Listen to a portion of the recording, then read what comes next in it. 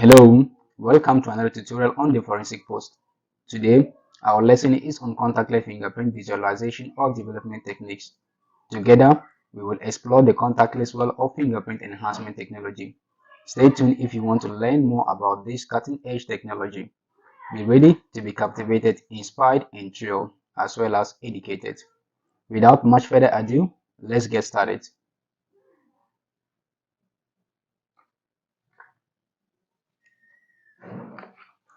So the contactless fingerprint development system is a process of developing latent prints and recording them onto a device without making a direct impact or contact onto the fingerprints, as in physical powder and chemical methods.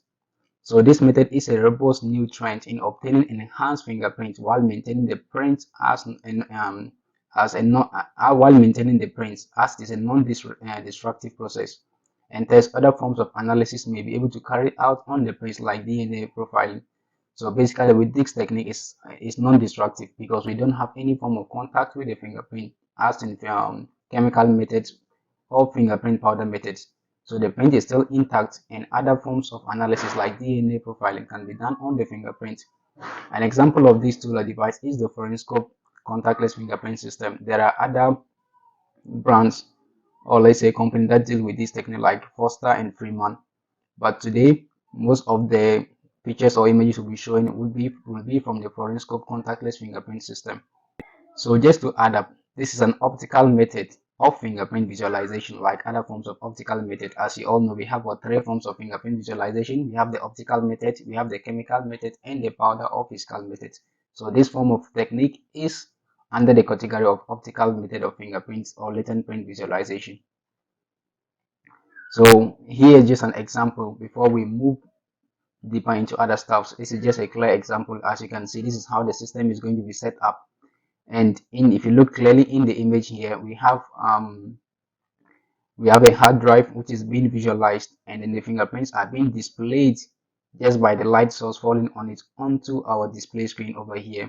So the method or the procedure is contactless, and still you have your fingerprint in its original form, and further analysis as said previously can be carried out on it like DNA analysis. Moving forward, on my right we have an image of how the system looks like, and if you need to examine the system based on this part, we can have it being composed of a high-end DSLR camera, that is one of them, with a telephoto lens, a light source which is sometimes referred to as an axial beam of light or a coaxial beam of light, and also a system. So now on the working principle, as made mentioned earlier on, it is an optical method of fingerprint visualization or enhancement. So the system generally works as an optical method of enhancement. We have an axial beam of light, which sometimes may be referred to as a coaxial beam of light, is thrown onto the spot that contain the fingerprint or that may contain the latent fingerprint. So the interaction basically occurs between the light and the oils present, the fatty oil present on the latent fingerprint.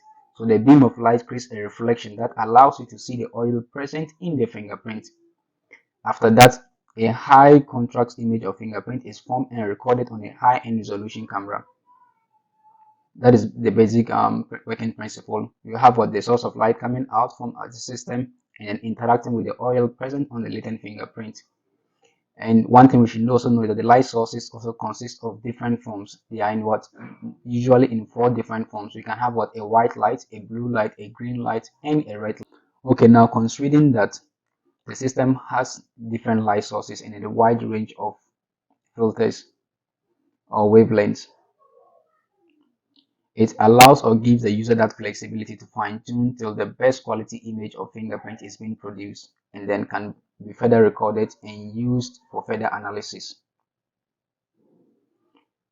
Moving on. Now let's look at the procedure of using the contactless fingerprint system. First of all, you have to find a way, or you have to locate or suspect that there is a portion of your scene or object that contains a latent fingerprint. So after locating the print, you direct the light source after powering on your system, the light source from the device towards that region. Then you fine tune or select the best filter that will give you the best image enhancement, that is the fingerprint. After that, you take a shot by the camera. A well-formed print of unprocessed latent print will then be recorded onto the device for further analysis. As simple as that. We can see on the image here a latent print being enhanced from a window, a glass window.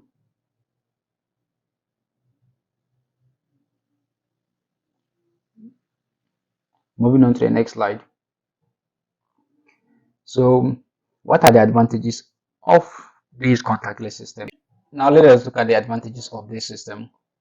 First, in terms of the environment, it is basically friendly. It is fast and it gives us a contactless fingerprint imaging. It does not require the use of powders or chemicals. It provides or gives us a secure working environment.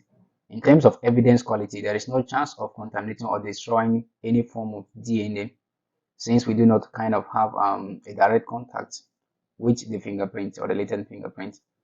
It does not affect or even destroy the fingerprint itself, which is another good advantage. The fingerprint itself, it still remains intact. Now, in terms of mobility, it has high-powered batteries, and for that reason, it doesn't have to be fixed at one particular place. It can be moved from place to place. It is easy to handle and a lightweight device. So you can basically take the lab to the scene, not the scene to the lab, for a good and better processing. Now, moving on to our last slide and our limitations. Every system comes with its limitation, and the contactless fingerprint development technique or devices are not left out in this situation. So some of the limitations are the system will not work well on a large scale of surfaces. Basically, the system requires a non-porous reflective surface for optimum performance. So some surfaces may not give you good form of enhancement, and we may have to revert back to what our traditional method of powder and chemical method of enhancement. And one thing is that the knowledge of the exact area of the fingerprint is required. You need to know that this particular area is likely or has a fingerprint before you can start working or processing. So small surface area is being processed at a time. Looking at the system structure, you cannot process a large area. You have to process what small portions or small areas at a time because of the system design. Lastly, there is a risk of losing latent print due to so many factors as it is left unprocessed.